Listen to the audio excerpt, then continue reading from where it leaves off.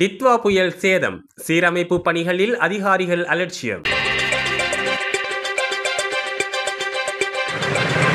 டித்வா புயலினால் பொது இடங்களுக்கு ஏற்பட்ட சேதங்களை அதிகாரிகள் முறையாக செயல்படாததன் காரணமாகவே இதுவரை சீரமைக்க முடியாமல் போயுள்ளதாக அமைச்சர் சமந்த வித்யாரத்ன குற்றம் சாட்டியுள்ளார். சில பொது இடங்களுக்கு ஏற்பட்ட சேதங்கள் குறித்து இதுவரை முறையான மதிப்பீடுகள் கூட செய்யப்படவில்லை என்றும் அவர் சுட்டிக்காட்டியுள்ளார். டித்வா புயலினால் சேதமடைந்த உமா எல மகா நீர்ப்பாசன கால்வாய் மறுசீரமைப்பு பணிகளை ஆரம்பிக்கும் நிகழ்வில் கலந்து கொண்டு உரையாற்றிய போதே அமைச்சர் சமந்த வித்யாரத்ன இதனை தெரிவித்துள்ளார். அங்கு தொடர்ந்து உரையாற்றிய அமைச்சர் சமந்த வித்யாரத்ன மஸ்பென் பேருந்து நிலையம் பெரும் அழிவை சந்தித்தது என்பதை உலகமே அறியும். பேருந்துகள் அப்படியே மூழ்கின. ஏன் மஸ்பன்னே பேருந்து நிலையத்தை இன்னும் சீரமைக்கவில்லை, ஏன் அதற்கான மதிப்பீட்டை சமர்ப்பிக்கவில்லை என்று நான் அதிகாரிகளிடம் கேட்டேன். அனைவரும் பேசாமல் அமைதியாக இருந்தனர். இதற்கு யார் பொறுப்பு? இந்த பேருந்து நிலையம் யாருக்கு சொந்தமானது என்று கேட்டேன். அந்த பேருந்து நிலையம் யாருக்கு சொந்தமானது என்று கூட அவர்களுக்கு தெரிந்திருக்கவில்லை. இறுதியாக நானே அதை தேடிக் கொடுத்தேன். கடந்த 24ஆம் திகதி ஹலாம்பே பாலத்தை பார்வையிட சென்றேன். டித்வா புயல் மீட்பு திட்டத்தில் அந்த பாலம் சேர்க்கப்படவில்லை. அந்த பாலத்தின் அணைக்கட்டு வெடித்துள்ளதோடு பாலமும் பாதிக்கப்பட்டுள்ளது.